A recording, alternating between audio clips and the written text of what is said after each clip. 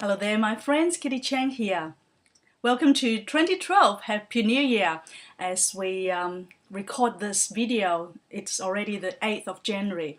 Time has already flown by for a week since we started this new year. So what I'd like to share with you today is a very important topic, one that is very close to my heart, and that is goals and goal statement. So have you set your New Year's goals yet?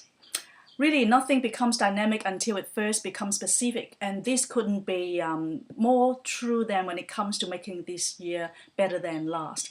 So of all the things you could do to start your new year off, don't overlook this one. It may be simple or even common knowledge, but it is not really common practice.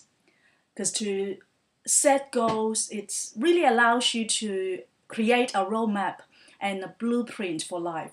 But stopping to examine what you want to achieve, you can create a clear vision for how you are going to get there, one goal at a time. So this year, 2012, what areas of your life do you want to transform and grow, and what would you like to focus on? And if you were to have one word and goal for 2012, what would it be? You know, Jim Rohn said once, if you don't design your own life plan, chances are you will fall into someone else's plan. And guess what they have planned for you? Not much. So you do have to have your own plan. So what I'd like to share with you are 4 different areas that you can do in order to set your goals and also have a strategic action in order to achieve these goals. The first is to understand your goal thoroughly. Because if you don't actually know what you want to achieve, and if it is not at the back of your mind, then you will not hit it.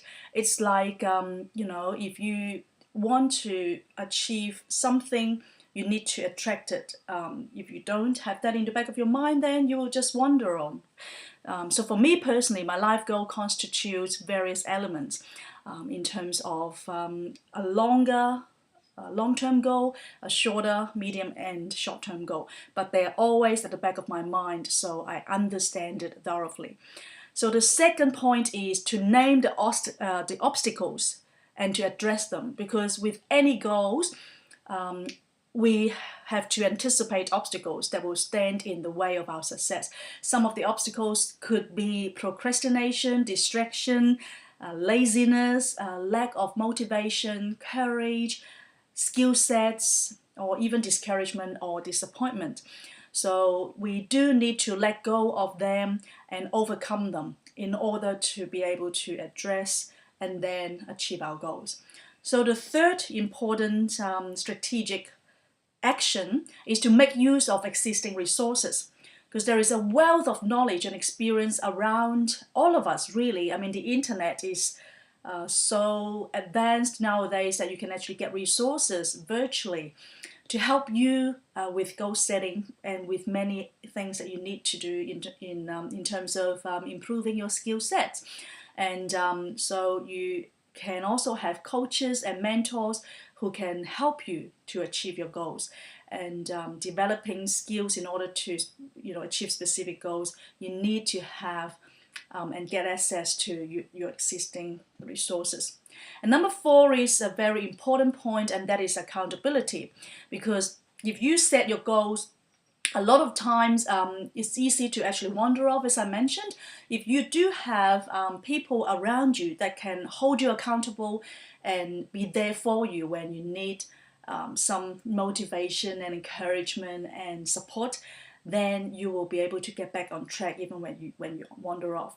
For me personally, I spend time on reflecting, on the week, and occasionally write on my journal, and I like to share with the people that I trust. I do have friends, family, mentors, and coaches that are around me that keep me accountable. And so we can leverage, people that are already there and have already got what we want. So these are the 4 steps that I'd like to, first of all, encourage you to take action in order to put this goal planning in place.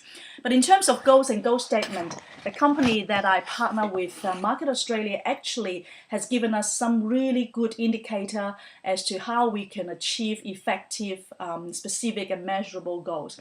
And these are the 5 steps that we actually go through, and I'd like to share with you. First is to decide what you want.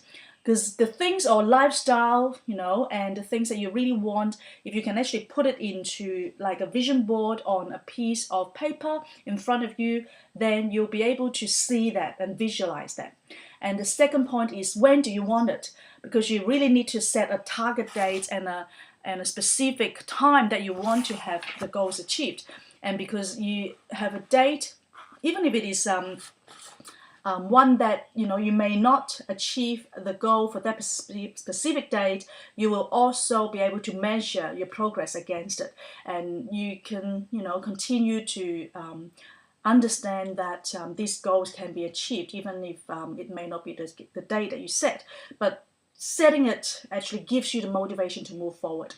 The third part of the goal statement process is to determine what you're willing to give, and that is a very, very important part of setting goals, because if you are not willing to sacrifice your time, effort, and resources in order to obtain that goal, then doesn't matter how big your goals or how small your goals are, you will not actually make the time and the effort to do it. So you need to determine what you must overcome in order to be successful, in reach your goals.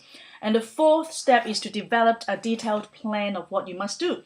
Because each year, each month, each week, and even each day, for you to achieve goals, you need to actually set specific plan and very detailed plan for you to have bring your thoughts, your ideas and goals in line with reality. Because with any goals, whether it's personal development, business, relationships, spiritual life, health, or finance, the idea of developing a detailed plan is built effectively, really daily, one day at a time. If you can work consistently to achieve those goals, then your detailed plan would be like a roadmap to help you step by step, reach the longer term goals. And finally, write it down. It's very, very important. As I mentioned, you can write it down in your journal, on a card, or write it down on your vision board so you can actually see it very regularly. Because if you actually can do that, then you'll be able to even read it daily. And also an important part is what we call a goal statement. Just to have a statement of about 50 words of what you want to achieve for that particular goal in a nutshell. This process literally will work miracles, believe me, because you need to have a written goal statement, and that written down goal statement can actually help you to have the motivation to make it into reality. So what you need to do then, after writing down the goal statement, is to continuously rewrite it, daily, once a day or twice a day, even better. Because the repeated reality checks will keep you focused and on your way to achieving your goals. So this is just a little bit of what I'd like to share with you today about goals and goal statement. And if you can share with me about what your goals and goal statement are, I'd love to be able to support you in achieving them. And you can actually do that by going into my Facebook page. I've got a page called facebook.com.au Transform and Grow Rich, or you can go on to my blog through kittychang.com, and I'll be more than happy to connect with you and continue to support you in your endeavor to reaching your goals, because it is one of my goals personally to help my online community to reach their goals as well, because I believe that being able to make a positive difference and impact in the community worldwide is something that I value very much. So thank you very much for your time, and I look forward to hearing more about your goals and how you go about them in this new year and beyond.